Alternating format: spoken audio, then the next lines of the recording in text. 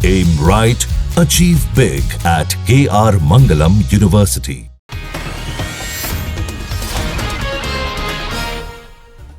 बिहार के कारोबारी Gopal Khemka murder case में पुलिस के हाथ लगी बड़ी सफलता। सूत्रों के मुताबिक पटना सिटी से उमेश नाम का एक शूटर गिरफ्तार। पुलिस सूत्रों के मुताबिक गिरफ्तार शूटर उमेश की निशानदेही पर कोतवाली थाना के पास उदयगिरी अपार्टमेंट में रेड, फ्लैट नंबर 601 से 2 लोगों को हिरासत में लिया गया। बिहार के मंत्री संजय सरवागी गोपाल खेमका के परिवार से मिले, कहा कि खेमका के हत्यारों का एनकाउंटर होना चाहिए। जेडीयू सांसद संजय कुमार झा भी खेमका के परिवार से मिले, कहा कि मर्डर में शामिल सभी दोषियों पर कड़ी कार्रवाई होगी। बिहार के डिप्टी सीएम का सवाल, अपराधियों का संबंध आरजेडी से ही क्यों निकलता है, आरजेडी अपराधियों को टिकट ना दे। चिराग पासवान ने बिहार की कानून व्यवस्था पर सवाल उठाया, कहा कि बिहार में कानून व्यवस्था पूरी तरह से ध्वस्त हो चुकी है और अपराध अपने चरम पर है। आरजेडी नेता तेजस्वी यादव लगातार नीतीश सरकार पर हमलावर, कहा कि बिहार में राक्षस राज आ गया है। तेजस्वी यादव ने चिराग पासवान पर भी निशाना साधा, कहा कि उनकी कोई विचारधारा नहीं है, बिहार के लिए उन्होंने कोई काम नहीं किया। तेजस्वी के आरोपों पर जेडीयू सफाई देती नजर आई। जेडीयू प्रवक्ता राजीव रंजन ने कहा, अपराधियों को पाताल से भी खोज निकाला जाएगा। बिहार के पूर्णिया में काले जादू के शक में एक फैमिली के 5 लोगों की निर्मम हत्या कर दी गई। आरोपियों ने पीटने के बाद जिंदा जलाया। पुलिस ने 2 को गिरफ्तार किया। पूर्णिया की घटना पर बोले तेजस्वी यादव, डीके टैक्स के कारण बिहार में अराजकता चरम पर है। डीजी इसके अलावा सीएस बेबस, कानून व्यवस्था ध्वस्त।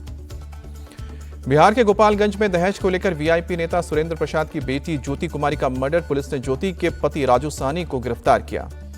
बिहार के मुजफ्फरपुर में लुटेरों ने घर में घुसकर पंचायत रोजगार सेवक कुमारा पत्नी और बेटे के सामने चाकू गोद कर हत्या की गई। बिहार के मुजफ्फरपुर में ग्रामीण बैंक से 10 लाख रुपए की लूट, अपराधियों ने गन पॉइंट पर बैंक कर्मियों को बंधक बनाकर पीटा। दिल्ली के आदर्श नगर में आजादपुर टर्मिनल के पास कई राउंड फायरिंग की गई। गोली लगने से एक नाबालिग घायल, अस्पताल में चल रहा है इलाज। दिल्ली पुलिस की क्राइम ब्रांच और फोरेंसिक की टीम मौके पर पहुंची। पूरे इलाके की गई बैरिकेडिंग, मामले की जांच जारी। उत्तर पश्चिमी दिल्ली के केशवपुरम इलाके में कोल्ड ड्रिंक स्टोरेज के मालिक से 3 लाख रुपए की लूट, वारदात को अंजाम देकर 3 बदमाश बाइक से फरार। लूट की पूरी वारदात सीसीटीवी में कैद हुई। पुलिस मामले की जांच में जुटी। पूरे इलाके में दहशत का माहौल। PM Modi Rio de Janeiro में ब्रिक्स सम्मेलन के बाद ब्राजील की राजधानी ब्राजीलिया पहुंचे। एयरपोर्ट पर पारंपरिक डांस के साथ स्वागत हुआ। ब्राजीलिया के होटल में भारतीय समुदाय के लोगों ने प्रधानमंत्री का स्वागत किया। मंत्रोच्चार के साथ किया गया स्वागत। पीएम मोदी आज ब्राजील के राष्ट्रपति लूला डी सिल्वा के साथ मुलाकात करेंगे। व्यापार, रक्षा, ऊर्जा, कृषि और तकनीकी जैसे अहम मुद्दों पर चर्चा और समझौते होंगे। ब्रिक्स देशों से पहलगाम आतंकी हमले की कड़ी निंदा की गई। पीएम मोदी ने आतंकवाद को मानवता के लिए खतरा बताया। ब्रिक्स देशों को लेकर ट्रंप की चेतावनी, बोले कि अमेरिकी विरोधी नीतियों का समर्थन करने पर 10% एक्स्ट्रा टैरिफ लगाया जाएगा। भारत और अमेरिका के बीच आज हो सकता है मिनी ट्रेड डील का ऐलान। 9 जुलाई को खत्म हो रही है डेडलाइन। ट्रेड डील पर अमेरिका को शिवराज सिंह चौहान की 2 टूक, भारत के हितों को ध्यान में रखकर ही व्यापारिक समझौता होगा। बिहार में मतदाता सूची में रिवीजन का मामला, ईसी के फैसले के खिलाफ दायर याचिका पर 10 जुलाई को सुप्रीम कोर्ट में सुनवाई।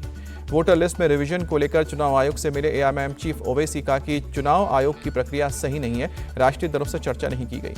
ओवैसी बोले, हम एसआईआर के खिलाफ नहीं है, लेकिन समय तो दीजिए। जल्दबाजी में 15 से 20% लोगों के नाम छूट गए तो ये नागरिकता का मामला बन जाएगा। सपा चीफ अखिलेश यादव ने जताई आशंका, कहा कि यूपी में वोटर लिस्ट में रिवीजन के नाम पर बड़ा घपला करेगी BJP. RJD chief Lalu Yadav ने इलेक्शन कमीशन को बताया भाजपा चुनाव आयोग। पीएम मोदी की तस्वीर लगाकर लिखा, भारत के उपयुक्त प्रधान चुनाव आयुक्त। बीएसपी चीफ मायावती की चुनाव आयोग से मांग, बिहार में चुनाव निष्पक्ष और स्वतंत्र तरीके से होना चाहिए, हम अपने बलबूते चुनाव लड़ेंगे। वोटर्स वेरिफिकेशन पर तेजस्वी यादव बोले, चुनाव आयोग की प्रक्रिया में पारदर्शिता नहीं है, जनता के लोकतांत्रिक अधिकार छीने जा रहे हैं। वोटर लिस्ट के रिवीजन पर आरजेडी नेता मृत्युंजय तिवारी बोले, बिहार में वोट का अधिकार किसी को छीनना नहीं देंगे, 9 तारीख को चक्का जाम होगा। बिहार में चक्का जाम का ऐलान पर बोले डिप्टी सीएम विजय सिन्हा, राहुल और तेजस्वी संविधान को नहीं मानते। डिप्टी सीएम विजय सिन्हा बोले कि राजद और कांग्रेस को पता है वो चुनाव हार रही है, इसलिए वो वोटर लिस्ट में रिवीजन पर माहौल बना रही है। बीजेपी छोड़ अब जनसुराज में शामिल हुए यूट्यूबर मनीष कश्यप चनपटिया से लड़ सकते हैं चुनाव। बिहार एमआईएम चीफ अख्तरुल ईमान ने कहा कि महागठबंधन में शामिल होने के लिए हमारी मजबूरी नहीं है, हम बस सेक्युलर वोटों का बंटवारा नहीं चाहते। पीएम मोदी का बिहार का 53वां दौरा, 18 जुलाई को मोतिहारी से विकास कार्यों की देंगे सौगात। छत्तीसगढ़ के रायपुर में कांग्रेस के किसान जवान संविधान जनसभा। कांग्रेस चीफ खड़गे बोले, बीजेपी वादे तो बहुत करती है लेकिन सत्ता में आते ही भूल जाती है। खड़गे ने मणिपुर हिंसा का भी जिक्र किया, कहा कि प्रधानमंत्री विदेशी दौरे पर जाते हैं लेकिन मणिपुर जाने के लिए समय नहीं है। 11 जुलाई को राहुल गांधी ओडिशा जाएंगे, संविधान बचाओ सम्मेलन में लेंगे हिस्सा, कांग्रेस चीफ खड़गे भी शामिल होंगे। बीजेपी के सांसद निशिकांत दुबे बोले, हिंदी भाषी लोगों को मुंबई में मारने वालों में यदि हिम्मत है तो महाराष्ट्र में उर्दू भाषियों को मारकर दिखाओ। निशिकांत दुबे के बयान पर भड़के एनसीपी विधायक जितेंद्र आव्हाड कहा कि वो भाषा के नाम पर द्वेष फैलाने के लिए कोशिश कर रहे हैं। शिवसेना यूबीटी चीफ उद्धव ठाकरे की दो टूक, हमारा विरोध सिर्फ हिंदी की अनिवार्यता पर है, हिंदी का विरोध नहीं है। एक्टर निरहुआ को एनसीपी विधायक रोहित पवार ने दिया चैलेंज, कहा कि दम है तो निरहुआ महाराष्ट्र में आकर दिखाएं। निरहुआ पर सपा विधायक रईस शेख भी भड़के, कहा कि मुंबई आकर दिखाएं, हम उन्हें सबक सिखाएंगे। जन स्वराज के चीफ प्रशांत किशोर बोले, महाराष्ट्र में चुनाव के चलते हिंदी भाषियों को पीटा जा रहा है और सरकार गरीबों को सुरक्षा नहीं दे पा रही। प्रशांत किशोर ने विपक्ष पर भी निशाना साधा, कहा कि बिहारियों को पीटने वाले एक साथ बैठकर चाय पीते हैं और फिर चुनाव में हमसे ही वोट मांगते हैं। बांके बिहारी कॉरिडोर पर सपा चीफ अखिलेश यादव ने जताई आपत्ति, कहा कि सड़कें चौड़ी करने से नहीं होगा, सही मैनेजमेंट जरूरी। अखिलेश यादव बोले कि लोग वृंदावन की कुछ गलियों को देखने जाते हैं, बीजेपी की नजर वहां की जमीनों पर है। कांवड़ यात्रा पर बोले अखिलेश यादव, हमारी सरकार बनेगी तो कांवड़ियों के लिए कॉरिडोर बनाएंगे। दिल्ली से बीजेपी विधायक तरविंदर मारवा की सरकार से मांग, कांवड़ रूट पर मांस और शराब की दुकानें बंद कराएं। सीएम योगी ने बिजनौर में कांवड़ रूट का हवाई सर्वे किया। 10 जुलाई से शुरू हो रही कांवड़ यात्रा। बाबा बागेश्वर का ऐलान, भक्तों की परेशानी को ध्यान में रखते हुए बिहार में भी एक मठ बनाएंगे। तुर्की की कंपनी सेलेबी एविएशन को दिल्ली हाईकोर्ट से झटका, सिक्योरिटी क्लियरेंस पर सरकार के फैसले को चुनौती देने वाली याचिका खारिज। दिल्ली हाईकोर्ट का सेलेबी एविएशन को दो टूक, सरकार ने नेशनल सिक्योरिटी को ध्यान में रखकर ही फैसला लिया है। यूपी में कई प्राथमिक स्कूलों का उच्च प्राथमिक या फिर कॉम्पोजिट स्कूलों में विलय का रास्ता साफ हुआ। इलाहाबाद हाईकोर्ट ने सरकार के फैसले को हरी झंडी दिखाई। यूपी सरकार ने कोर्ट में दलील दी, कहा कि कई ऐसे प्राथमिक विद्यालय हैं जिसमें एक भी बच्चे नहीं हैं। इलाहाबाद हाईकोर्ट के फैसले पर देवरिया में शिक्षक संघ का प्रोटेस्ट, कहा कि विद्यालय मर्ज हुए तो गरीबों की बेटियां शिक्षा से दूर हो जाएंगी। एमपी के हाईकोर्ट ने सरकार की प्रमोशन में आरक्षण की पॉलिसी पर लगाई रोक, एक हफ्ते में सरकार से जवाब मांगा। राजस्थान के नागौर में रियाबाड़ी गांव में बजरी माफिया और गांव वालों के बीच झड़प हुई। 5 गांव वाले घायल, अस्पताल में भर्ती। रियाबाड़ी अस्पताल में जमा हुए भारी तादाद में ग्रामीण पुलिस पर लगाया बजरी माफिया से मिलीभगत का आरोप, मामले की जांच में जुटी पुलिस। राजस्थान के चूरू में बच्चों से भरी वैन के इंजन में लगी आग, स्थानीय लोगों ने समय रहते बच्चों को निकाला बाहर, आग पर तुरंत काबू पाया। यूपी के मेरठ में रियल एस्टेट कारोबारी दीपक त्यागी पर फायरिंग का आरोपी अविनाश एनकाउंटर में हुआ घायल। 25,000 का इनामी बदमाश पैर में गोली लगते ही रोने लगा। यूपी के शामली में मलकपुर गांव में दो पक्षों के बीच हिंसक झड़प, राशन डीलर के घर राशन की जांच के दौरान हुआ पथराव, पुलिस ने दोनों पक्षों के कई लोगों को हिरासत में लिया।